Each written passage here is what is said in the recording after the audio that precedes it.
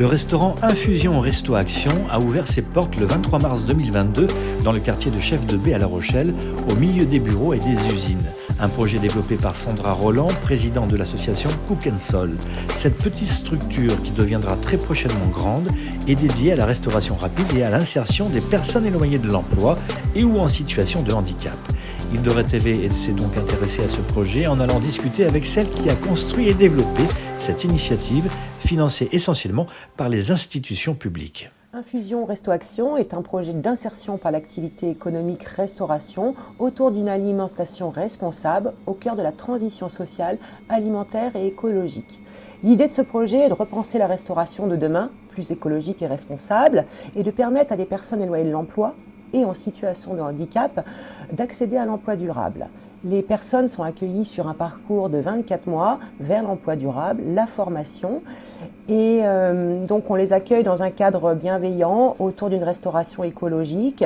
Et donc nous avons déjà créé une première entité, donc un espace de restauration rapide sur place et emporté au milieu des usines et au milieu des entreprises pour permettre effectivement l'accès à l'alimentation de proximité autour d'une restauration proche du zéro déchet. Nous utilisons à 85% de produits bio et issus de filières courtes.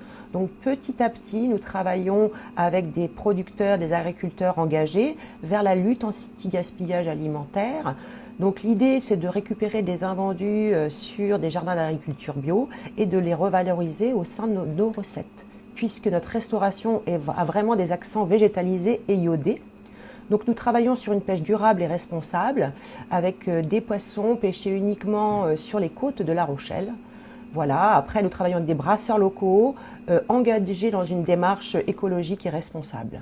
Est-ce que ça veut dire que ces produits-là que vous utilisez en cuisine sont moins chers ou plus chers que ce qu'on trouve sur le marché ? Alors, ces produits sont surtout plus chers, on va dire, qu'habituellement dans la restauration, parce qu'effectivement, nous voulons contribuer à la rémunération des producteurs et des agriculteurs. Donc, nous participons à un développement économique local. Donc, nous payons comme il se doit, effectivement, ces fournisseurs. Nous vendons nos produits en bocaux pour, effectivement, lutter contre la surconsommation de produits à emballage unique, en fait. L'idée, c'est de limiter l'impact sur l'environnement. Et les personnes qui souhaitent emporter leurs bocaux pour les déguster chez eux ou en entreprise payent une consigne de bocaux. Alors ça veut dire que moi, si je viens ici déjeuner, j'aurai des plats qui seront servis en bocaux, c'est ça ? Oui, tout à fait. Et le principe du restaurant, c'est que vous êtes consommateur. Vous participez aussi à la vie du service, puisque l'idée, c'est de participer. Donc, vous avez à disposition ces bocaux et vous allez chercher vous-même, comme chez vous, des couverts, des verres. Et à noter que tout le matériel utilisé, enfin une grande majorité du matériel utilisé mobilier est issu du l'upcycling en fait, et est issu effectivement du recyclage. Donc l'idée, c'est de lutter contre la surconsommation, redonner une nouvelle vie au matériel et au mobilier. Ici, c'est vraiment un lieu de convivialité, de mixité sociale, et les gens se sentent à l'aise parce qu'ils participent à la vie de la restauration et la vie du restaurant.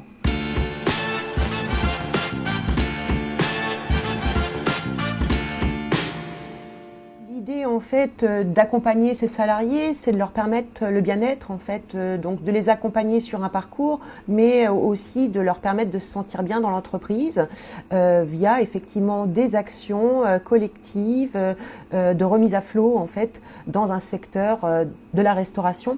Mais alors les personnes que l'on accueille n'ont pas forcément que des profils en lien avec la restauration, ils sont peut-être amenés aussi à changer d'orientation professionnelle au regard des expériences qu'ils pourraient avoir au sein de l'entreprise. Donc aujourd'hui, on a des profils où les gens s'intéressent aussi à la logistique, à la livraison.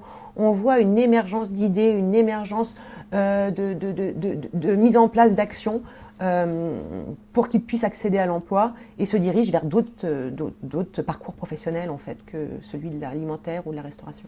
Est-ce que tous les handicapés peuvent être au sein de cette structure pour y travailler, ou est-ce que c'est vraiment limité? Est-ce que des choix sont faits? On travaille avec l'État, Pôle emploi et d'autres prescripteurs sur des profils qui sont susceptibles d'intégrer la structure.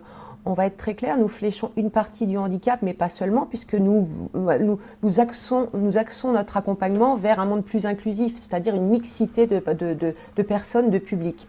Après, toutes les personnes aujourd'hui sous certaines formes de handicap ne peuvent pas intégrer la structure au regard aussi du projet tel qu'il est. Nous fléchons pas forcément le handicap mental, mais plutôt psychique, et le handicap physique sous certaines conditions. Par exemple, moi je suis en situation de handicap physique, nous fléchons surtout le handicap invisible. Aujourd'hui, moi je suis interpellée par le handicap invisible, se dire tout le monde a sa place dans la société, il faut juste s'adapter en fait à des problématiques d'ergonomie du travail ou des problématiques diverses et variées. Donc c'est plutôt le handicap invisible que nous fléchons, justement parce qu'il y a un fort potentiel d'accessibilité à d'autres postes dans d'autres entreprises qui serait bienveillante en fait. Donc vous avez dit tout à l'heure que c'était des contrats de 2 ans que les personnes avaient, et donc après ces contrats qui sont passés avec vous, ces personnes-là peuvent vraiment rentrer dans la vie active, toujours dans la même branche, ou est-ce que c'est simplement une expérience point à la ligne? Alors en fait, ils sont accueillis sur des contrats entre 4 et 6 mois, renouvelables jusqu'à 24 mois, au regard de leur profil, au regard de leurs compétences et de leur... En fait, on flèche sur des petits contrats pour leur permettre l'accès à un poste en CDD ou en CDI rapidement sur d'autres structures. L'idée de l'accueil de ces salariés, c'est pas les garder pour soi. En fait, c'est les amener rapidement vers l'emploi durable, mais en consolidant l'existant et en mettant en place des actions pour ne pas les fragiliser. Donc il y a beaucoup de travail, on va dire, d'accompagnement social, socio-professionnel sur ces démarches-là. Donc ça dépend complètement en fait du profil ou de l'envie du salarié qui peut partir aussi en stage sur d'autres structures. Donc nous avons des restaurateurs qui sont susceptibles d'accueillir nos stagiaires et d'autres entreprises dans les métiers de la logistique, dans les métiers divers et variés, selon les profils des salariés. Donc, au maximum, ils peuvent travailler 2 ans, sauf les personnes en situation de handicap. Les personnes ayant une RQTH peuvent être amenées à rester beaucoup plus sur la structure au besoin. Mais ce n'est pas l'objectif du projet, c'est de les amener vers l'emploi durable, progressivement.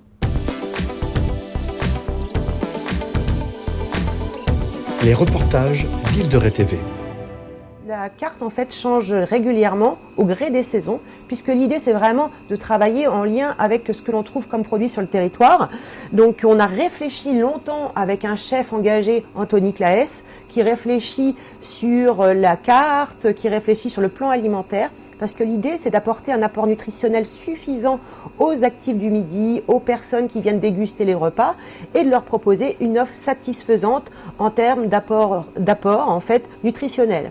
Donc aujourd'hui, par exemple, on travaille sur des recettes complètement innovantes, sur des ceviches de poisson. Alors c'est original en restauration rapide, des ceviches de poisson avec un petit jus citronné, avec un tartare de légumes, avec un petit œuf mollet, des pancakes de légumes. Voilà, en plat, vous avez du merlu. En fait, on ne travaille que sur de la pêche durable et responsable. Donc en ce moment, on trouve du merlu sur nos côtes à La Rochelle. Donc le chef propose du merlu sur une purée de carottes à l'amande, ainsi qu'un boudin de poulet fermier. Donc ce ne sont que des produits qui sont travaillés avec il n'y a pas de produits industriels, tout est fait maison. Parce que l'idée pour nos salariés aussi, c'est une démarche pédagogique. Pour les clients, de se dire on peut manger rapidement et sainement dans des bocaux, c'est tout à fait faisable et manger d'une manière correcte. On a également ici une petite fontaine d'eau. Quelle est sa particularité? Alors en fait c'est de l'eau filtrée, donc l'idée c'est que on propose gratuitement à notre clientèle de venir prendre de l'eau à volonté. Cette eau en fait est décantée avec du charbon qui permet d'absorber toute la partie chimique, éventuellement des produits chimiques de l'eau. Et pour neutraliser le goût, on y ajoute en fait des perles de céramique qui permet de rendre l'eau complètement neutre et puis comme une eau de source ou une eau minérale. Et donc elle n'a aucun goût, c'est toute sa particularité. En ce qui concerne ce projet, ce n'est que le début en fait du développement, car nous commençons la restauration rapide sur place et emportée aux 40 rue Chef de Bé, mais nous comptons développer nos activités sur d'autres axes de restauration pour répondre à d'autres besoins de restauration hors foyer, et notamment nous souhaiterions ouvrir notre restauration traditionnelle à l'assiette et en buffet, ainsi que de la restauration en brunch du dimanche. Sur la Palisse, en fait, nous avons trouvé un local et nous répondons à un appel à manifestation d'intérêt. Donc nous souhaitons vivement être sélectionnés. J'espère que notre candidature sera reçue pour permettre l'accès à l'emploi pour tous, développer des compétences et dans une zone très attractive, intéressante, face à la mer. Donc aujourd'hui, nous avons créé le restaurant rapide, nous allons créer la restauration traditionnelle à l'assiette. Nous allons développer la partie événementielle, car ce que j'ai oublié de vous dire, c'est que nous sommes aussi traiteurs et nous participons à des événements en extérieur avec nos salariés. Et c'est que les débuts, puisque l'idée, effectivement, c'est que ce projet soit essaimé, soit multiplié au niveau national. Étant consultante en restauration spécialisée dans l'insertion, l'idée, c'est de proposer aux porteurs de projet ce projet clé en main avec cahier des charges afin qu'il soit développé au niveau national. Nous développons aussi une activité autour de l'accès à la culture pour tous, parce que quand on a accès à la culture, on se sent mieux en fait. Donc l'idée entre l'alimentation et la culture, c'est un tout pour se permettre d'évoluer dans la société actuellement. Et donc l'idée, c'est que ce projet évolue effectivement aussi sur la partie culturelle. Nous développons aussi des cafés associatifs pour permettre de découvrir le lieu. Donc ça se passe une fois par mois où en fait on valorise un artiste local qui va faire un vernissage couplé avec l'intervention d'autres acteurs du territoire, notamment des producteurs, des brasseurs qui présentent leurs produits. Ou bien on accueille aussi des masseurs qui vont faire une animation. L'idée, en fait, c'est créer du lien social de proximité. L'idée, c'est un échange de bonnes pratiques. L'idée, c'est de faire du lien, de partager des choses ensemble. Donc, ça se passe une fois par mois. Venez découvrir cet endroit. Sous couvert du café associatif, vous venez adhérent pour voir la structure, participer à cet échange. Alors, vous avez également des partenaires publics qui sont derrière ce projet-là. Est-ce qu'on peut les citer? Alors, de manière exhaustive, si c'est possible. Ce projet n'existerait pas sans le soutien des partenaires publics, notamment l'agglomération de La Rochelle, France Active, ainsi que la Nouvelle-Aquitaine et l'État. Merci Monsieur le Préfet de nous avoir permis de créer ce projet dans des bonnes conditions. Donc maintenant, ce n'est que le début de l'aventure et on a beaucoup de perspectives de développement avec nos partenaires.